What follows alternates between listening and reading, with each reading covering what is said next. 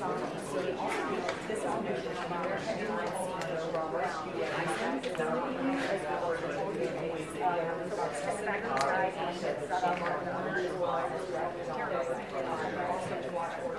But the thing is, we're all there's a lot of questions as to what the numbers are, what looking like as we now into the morning hours. Been services to airlines and we've seen them do this response that we saw and one tells us all are at one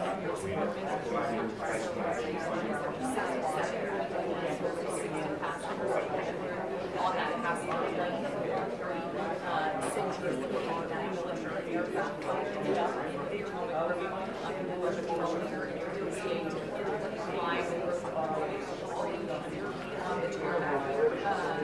so on our questions as we get started, a lot of questions also the new Secretary of Transportation,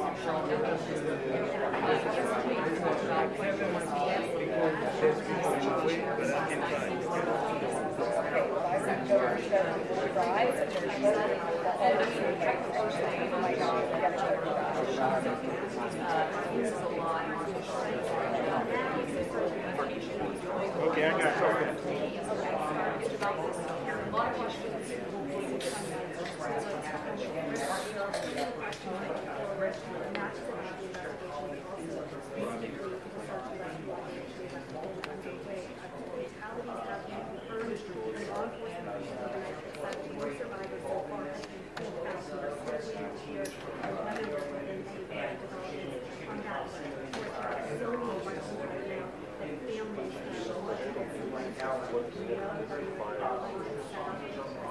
Murky, I have not seen that with my own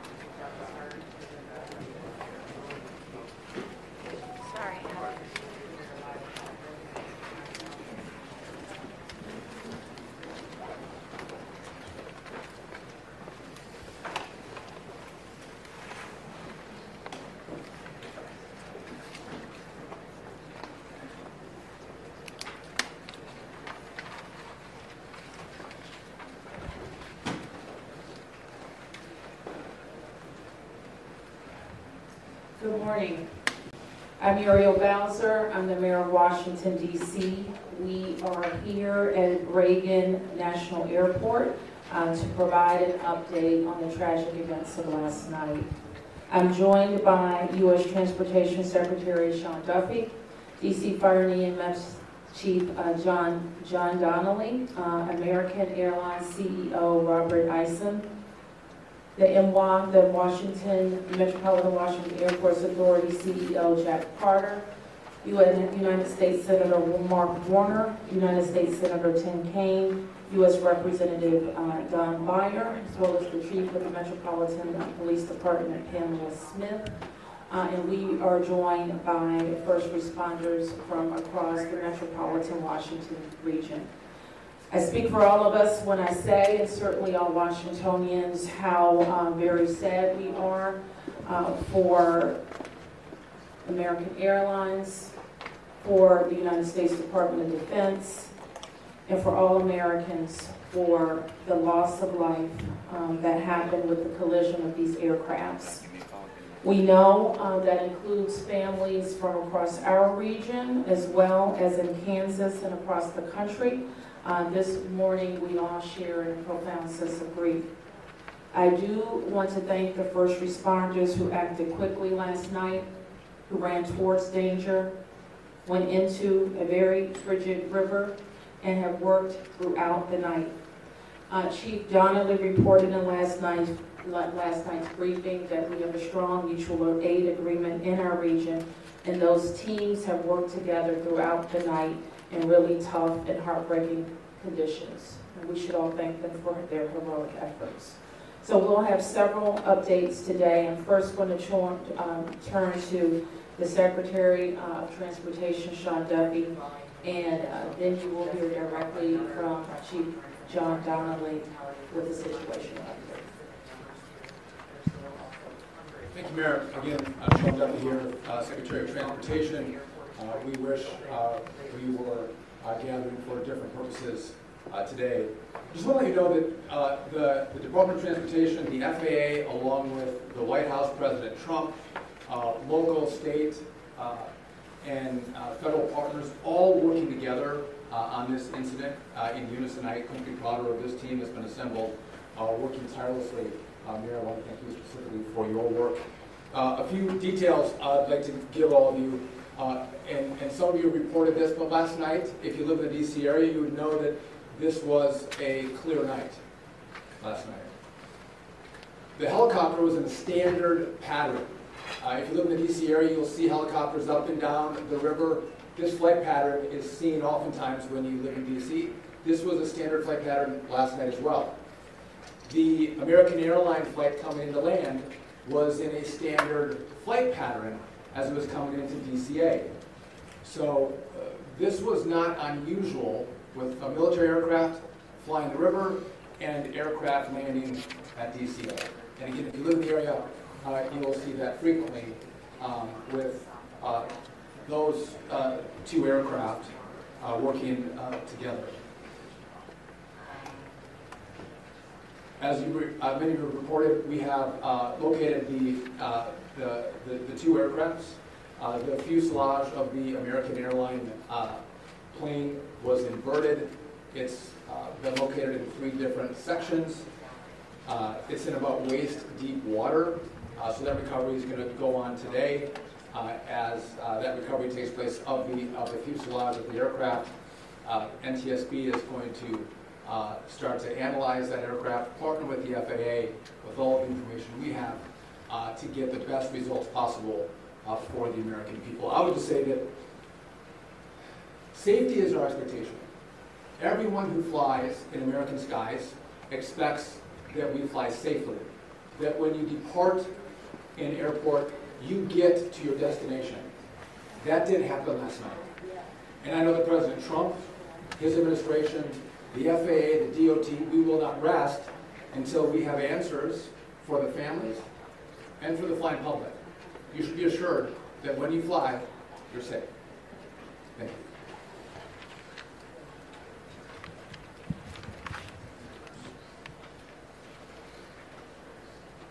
Thank you, Secretary. Thank you, Mayor. I'm joined today with Fire Chief Bonnet from the Metropolitan Washington Airports Authority, and I'm John Donnelly, Chief of the Columbia Fire and EMS Department. Last night at 8:48, the control tower sounded an alert, which alerts responders to respond to a report of an aircraft crash on or near the airport. That sets off an immediate response from the Airport Authority Fire Department, from the District of Columbia, and Metropolitan Harbor Patrol fire boats and other fire boats on the river in order to support that type of operation. Very quickly, this call escalated. It became, the responders realized that they had a plane crash and immediately escalated to a response that ultimately included about 300 people last night. These responders found extremely frigid conditions. They found heavy wind. They found ice on the water, and they're operating all night in those conditions.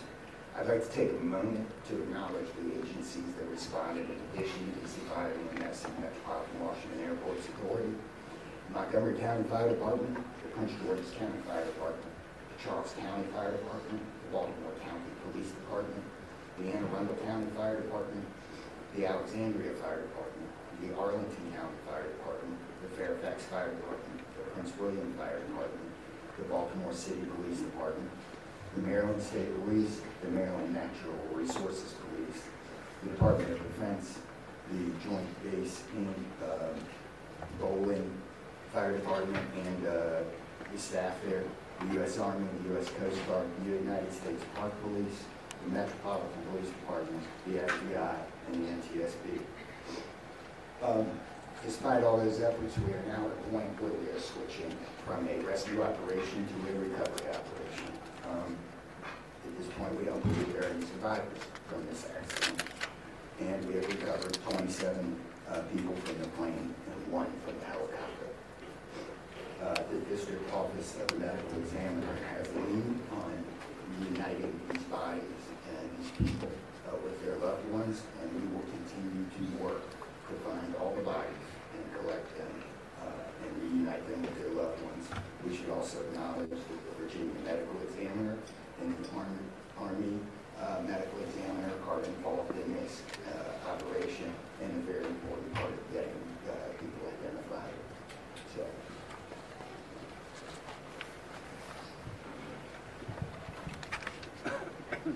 Our hearts are certainly with all of the crew in American Airlines, and we'll hear from CEO Eisen.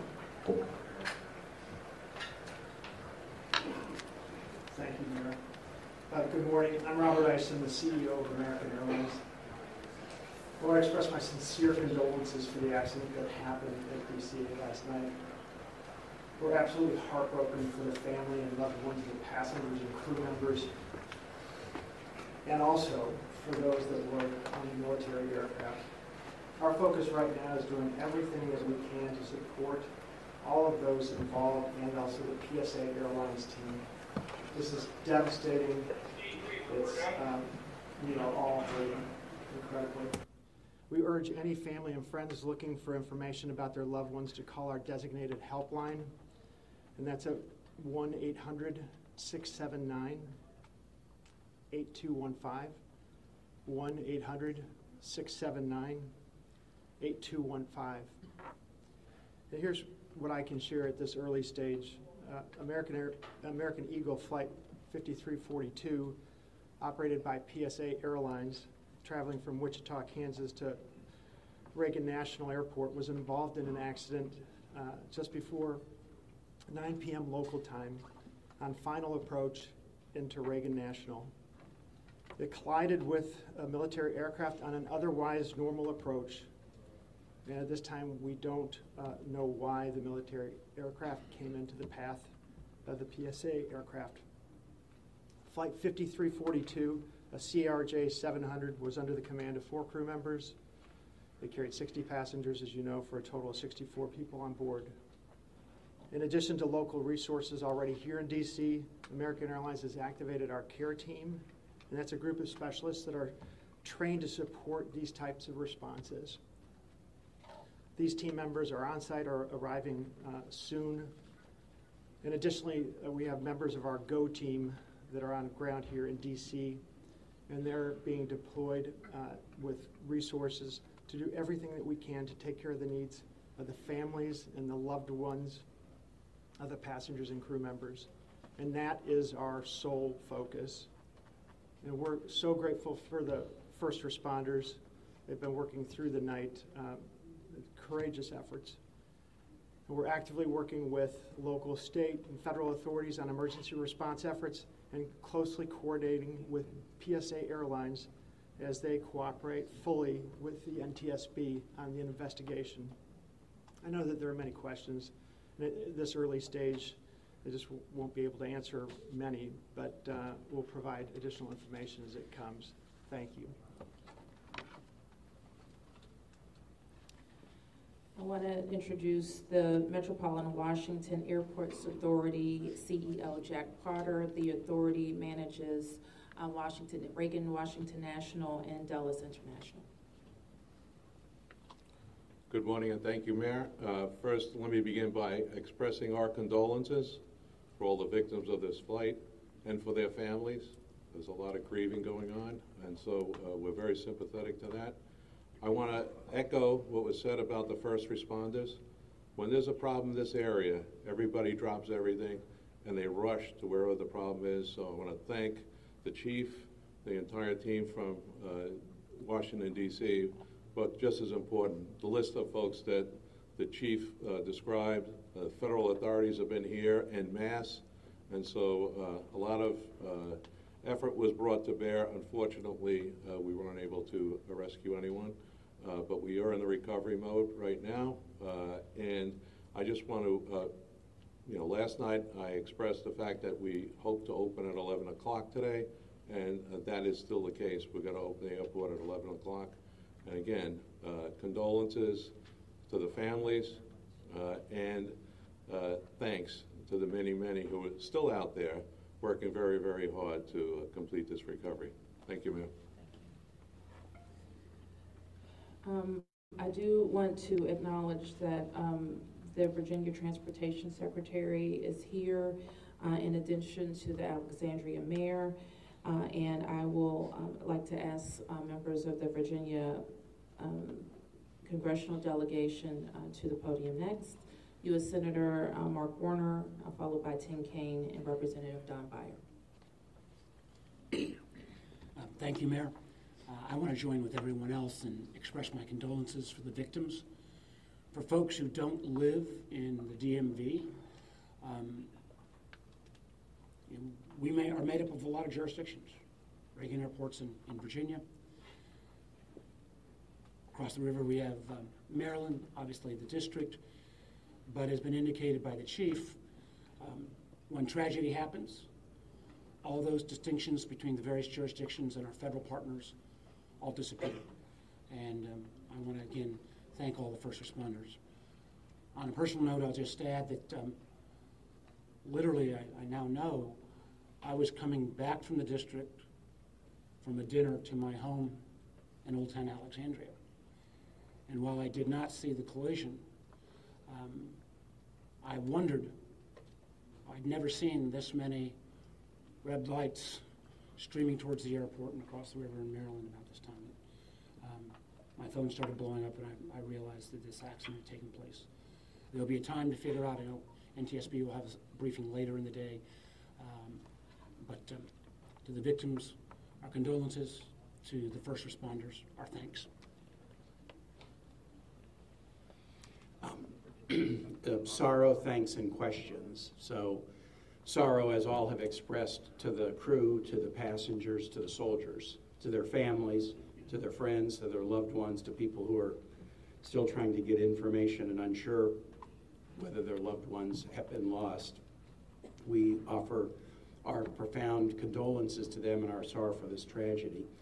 Thanks, I'll echo, Mayor, what you began with. When you see a challenge like this and you see people from so many different agencies, local, state, federal, with different uniforms, different badges, but working in such a coordinated way, even in the midst of a tragedy, it does give you a sense of appreciation and pride in people's willingness to come to the danger and work together. And I started to see that as a local official 30 years ago in Richmond, and definitely have seen it here.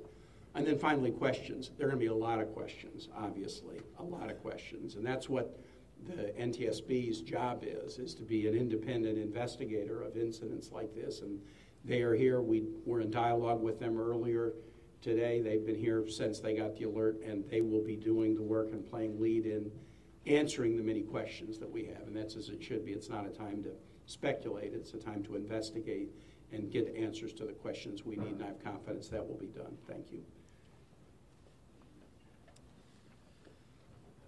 Following up on the Senator, I think grief, thanks, and service, with millions and millions of Americans traveling every year, we are all grieving, knowing that it could have been our loved ones, it could have been us. And our hearts go out to all those who have lost folks.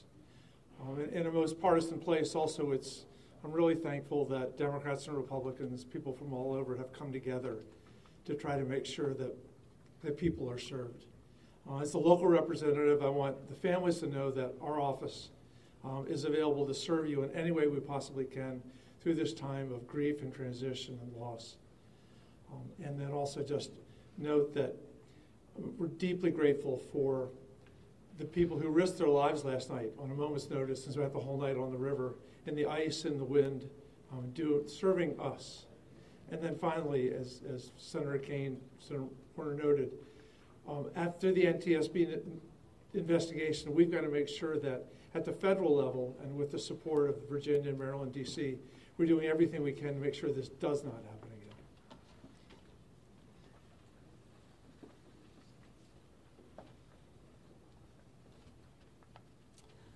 So with that, it's been said already that the National Transportation Safety Board becomes the lead agency in the investigation. Our jurisdiction in DC, where the crash occurred over the river, concludes as we, in the leadership role of the Unified Command, as we shift to a recovery effort. We expect the National Transportation Safety Board to provide briefings to the press later in the day. So at this point, we can take a few questions. Yes? Can you say without a shadow of a doubt that people are safe to fly? What we can talk about today is what happened here with the collision of these vehicles. We've said what we know, and that the National Transportation Safety Board continues to investigate. I don't know that any of us have been briefed on anything that would suggest any other aircraft are implicated. Yes? You're still missing 30 plus people in the water. What are some of the challenges in recovering them right now? Chief? So the rescue operation, or the recovery operation goes on. It's a lot of touch and feel in the different parts of the plane or in the helicopter. And the crash area is a little spread out, so we've got some work to do. And I think it's a pretty normal type of situation. I don't think it's extraordinary. How spread out is this debris field? So the wind started blowing last night, so we've had debris travel from the airport down as far as the Wilson Bridge. Mile-wise, how far is that? I couldn't tell you. Okay. Less than a mile. This is a question for CEO Carter. You're going to open the airport at 11 o'clock this morning. How are you going to do that? And what impact is that going to have on operations, on passengers, on people's anxiety? How are we going to do this? Well, we're going to open the airport at 11 o'clock. It's safe. We've worked with all the federal agencies, FAA, and you know, it's been determined that we can open that airport safely. The recovery effort that's on our property is on the waterfront. Our primary runway, 119, will be open. It's away from any activity. We're going to have a secure area around that, so all are comfortable that we can get back to operations. Now, each airline will announce or communicate to their passengers what their operations are going to be. Obviously, their networks were disrupted overnight, and so we might have a slow recovery, but the bottom line is we will begin to have aircraft move in and out of this airport at 11 o'clock. Okay, so 1, 2, 3. Has the flight recorder been recovered in black box at all? I don't think we can say anything about what's in NTSB's purview. You mentioned the airport opens 3 hours from now. There's a lot of helicopter traffic from the military, U.S. Park Police, and all that. Will helicopters be flying right through here as well, beyond the recovery efforts? I don't know the answer to that. Jack, do you have anything to add? We don't have anything to add about that. Yes? This is for Secretary Duffy. Can you reassure Americans that the U.S. still has the safest airspace in the world? So the question is, can I guarantee the American flying public that the United States has the most safe and secure airspace in the world? And the answer to that is absolutely, yes, we do. We have early indicators of what happened here, and I will tell you with complete confidence, we have the safest airspace in the world. When it comes to informing these families who tragically lost their loved ones, what has that looked like so far? Have any of them been informed? The flight manifest, is there any details you can provide on that front? Can you add anything? All I can say is that we have published the 1-800 number. We have family assistance centers set up here in DCA. We do in Wichita as well. I'm not at liberty to give the number of families that have been that have used those services, but we are making that use.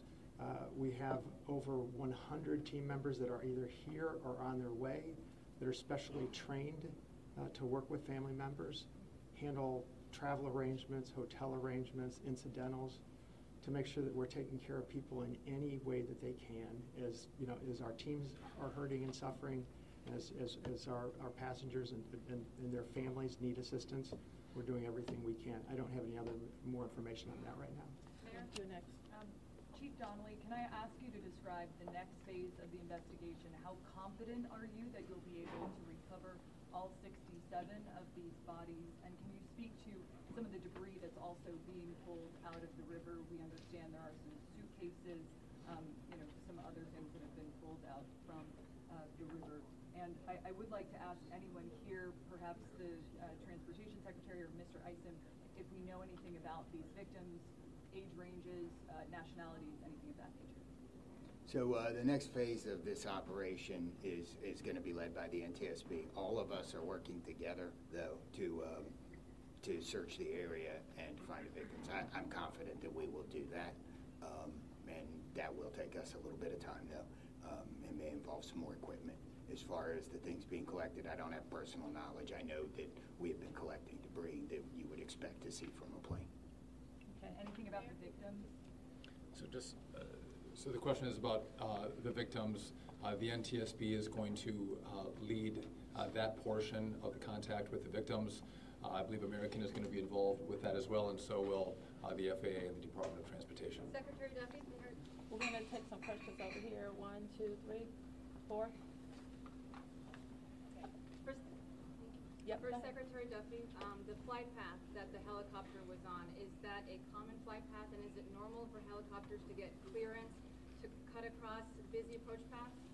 So I don't know if you all could hear the question. It's a question about the flight path of the helicopter.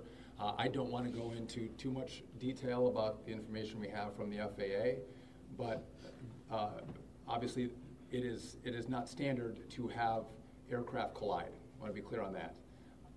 But prior to the collision, the flight paths that were being flown from the military and from American, that was not unusual for what happens in the DC airspace. And as this investigation moves forward, we will be able to provide more information to you about the details of that statement. I wanted to follow up on that question regarding the flight path, because you said it's standard. So can you speak to the conversations with air traffic control? Were there blind spots here? I don't know if you can expand. So the question is, were there blind spots with air traffic control? I don't want to make statements about that. I don't lead into that answer. But again, I think whether it was air traffic control, whether it was military aircraft, helicopters, or the American flight, everything was standard in the lead up to the crash. Now, obviously, something happened here. You'll get more information and more details as this investigation moves forward. We'll learn what happened. But again, those who live in the DC area, we see military helicopters fly up and down the river. It's a standard path that they fly. They're used to aircraft landing at DCA, and there's a procedure in place because this happens every day. Something went wrong here. I look forward to the time and point when we can give you that information, but I don't want to comment on that right now. Okay, next. Senator Payne, Senator Warner, you all have been, very vocal about your concerns about busy runways here, air traffic. I know it's still early in the investigation. I'm just curious, any steps that you all plan to take to address that? We have raised this issue continuously. We've got very busy airspace. I think we will ask questions, but at the appropriate time. We are in this period right now where families are still being notified. We're trying to figure out what happened. There'll be time for those discussions, I think. Yeah, I'd just say the same thing. We've been pretty plain about our concerns, but it isn't a good time to speculate right now. We have faith that the NTSB will provide the answers about this. Okay, you 4 up here, and I'm going to take 3 in the middle, and then we're going to have to wrap. 1, 2, 3 after this young man. Thank you, appreciate it. Chief, I know I can imagine it must be traumatic for your first responders to have to deal with this. How are they doing right now, and are you all going to be offering any services to help them as they process this? So thank you for the question. Our first responders are resilient people, but yes, this call will be hard for them. Our peer support teams are already engaged with the responders, and we'll be following up on that to make sure that they're okay. But I think the concern is real. Okay. Thank you, Ms. Barry. What kind of communication was there between the helicopter and the tower, the plane and the tower, and the helicopter and the plane? I don't want to say too much on the communication between the helicopter and the tower and the airline and the tower, but I will say this: there was communication. It was I would say standard communication. So there was not a breakdown, if that's your question, in communication between the military helicopter and the American airline flight. There was communication between the aircraft and the tower. Was the plane aware there was a helicopter in the area?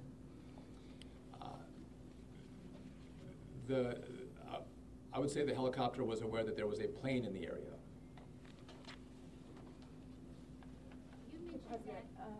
So the president, you said yesterday that you called into the briefing room. Has he returned to the briefing room since then? Have you spoken? Also a question about the National Security Advisor, Mike Waltz. He's saying that there was 30 bodies that have been recovered. That he just said that at the White House. Curious, I know you're in this presser right now, so that's hard for you to update, but I do have the question on POTUS in the briefing room. I can do the body question. So in terms of body recovery, as we recover bodies, we have a process, and we're not counting any bodies until they're in the possession of the medical director. So there may be some fluctuating in numbers that other people would report, but our numbers from the medical examiner. So just in regard to the president in the briefing room, I've been with this team for the last hour plus as we've worked through the details of the information we wanted to give you.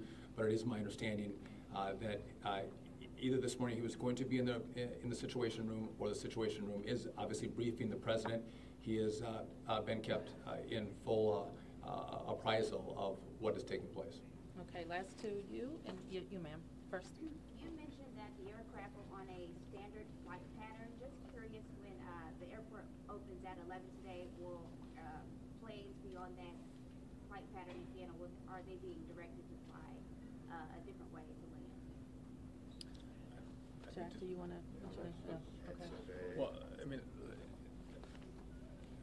safety is paramount, and I don't have that information quite yet from the FAA, so I don't want to provide information I don't want to provide an answer or inaccurate information on what routes will be flown out of DCA. Okay, last one. Two questions really quickly. What do you know about the experience and history of the pilots of both the American Airlines plane and the Army Black Hawk helicopter? And then for Secretary Duffy, last night the president had said that this could have been prevented and questioned why air traffic control didn't tell a helicopter what to do. Is that something that investigators have determined should have happened in this situation? I can quickly, Secretary. Just quickly, I don't have a lot of information to release, but these are experienced pilots. I know that the captain had 6 years with PSA, or almost 6 years with PSA, and the first officer almost 2 years. Again, standard approach, and that's about all I can say. Thank you. In regard to the military, I don't have information in regard to the experience of the military pilots. I would just note that this was classified as a training mission. Sometimes people could think that a training mission is someone who is inexperienced in the cockpit. We call these missions that are flown in the DC area, as our pilots are getting hours in experience, training missions. So don't read into that we had how many hours the pilots on the military aircraft had. And you had another question for me that was. Last night the president had said that this could be prevented, and also that air traffic control, questioning why they may not have communicated with the helicopter, telling them what to do. We are going to wait for all the information to come in from this vantage point, but to back up what the president said, what I've seen so far, do I think this was preventable? Absolutely. Thank you. Is there an acting FAA director? Thank you, everyone.